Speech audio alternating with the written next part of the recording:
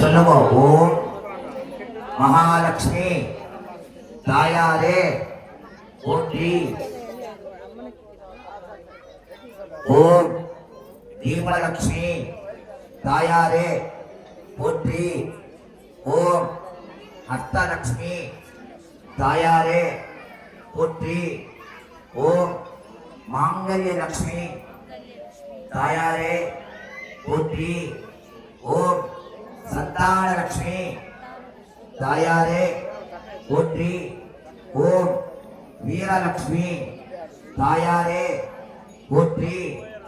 ஓம் விஜயலட்சுமி தாயே போற்றி. ஓம் சௌபாகியலட்சுமி தாயே போற்றி. ஓம் மகாலட்சுமி தாயாரே போற்றி. விளக்கே திருவிளக்கே போற்றி.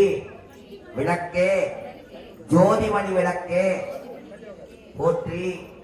விளக்கே காமாட்சி தாயாரே போற்றி. விளக்கே மகாலட்சுமி விளக்கே போற்றி.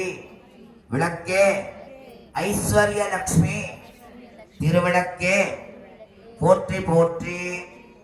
இந்த புஷ்பத்தை இந்த விளக்கோடைய பாதத்துல சேர்த்துருங்க. மகாலட்சுமி தேவதாபியோ நமஹ. சமஸ்த கோடி பிரார்த்தன நமஸ்காரம் சமர்ப்பயாமி. நீங்க பூஜை பண்ண குங்குமத்தை எடுத்து உங்க புருவ மத்தியில நெத்தியில வச்சுக்கோங்க. சுமங்கலிங்க எல்லாமே இந்த வகுடுல வச்சுக்கணும். கல்யாணம் ஆகாத பசங்க தான் நெத்தியில, கல்யாணம் ஆனவங்க எல்லாருமே வகுடுல குங்குமம் வச்சுக்கணும். அப்புறம் நாங்க எடுத்து வீட்டுல போய் வச்சுக்கலாம். வகுடுல நெத்தியில இந்த புருவ மத்தியில கண்டிப்பா குங்குமம் வச்சுக்கணும். கல்யாணம் ஆன எல்லா அம்மாவும் வகுடுல பொட்டு வச்சுக்கணும். இங்க வச்சுட்டா அஷ்டலட்சுமி கடாட்சம் தீர்க்க சுமங்கலி யோகம் சகல சௌபாக்கியம் கிடைக்குமா. இந்த சௌபாக்கியம் சகல என்னென்ன இருந்தோ மொத்தம் கிடைக்குமா.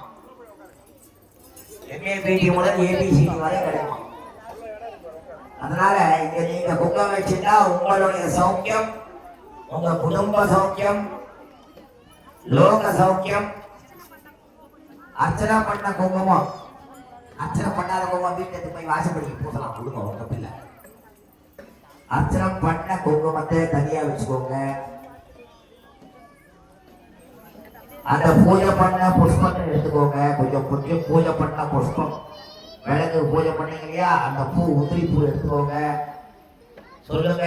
பிரார்த்தியா ஜபம் விதாயா மந்திரஹீனம் பக்திஹீனம் ஜலாதிபஹா யுபூயித மயோதேவோ பரிபூரணம் ததஸ்துமே மாம் ரக்ஷந்து மம சககுடும்பம் ரக்ஷந்து மம சககுடும்பஸ்ய க்ஷேம ரக்ஷந்து சர்வம் மகாலட்சுமி பிரசாத சிரசே கிருண்யாமி.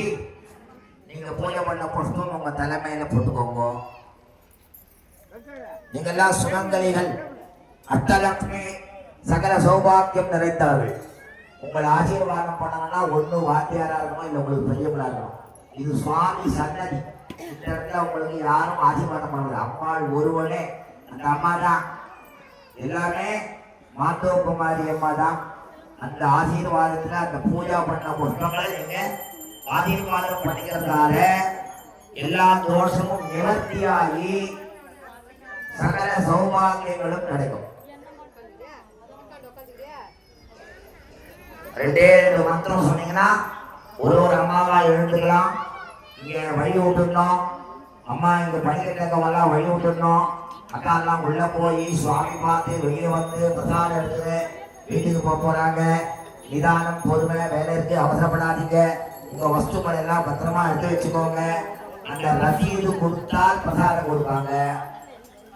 ரசீது ஏதோ விளக்கு பூஜைக்கு ரசீது போட்டாங்க இல்லையா, அந்த ரசீது கொடுத்தா விளக்கு பூஜை பிரசாதம் கொடுப்பாங்க.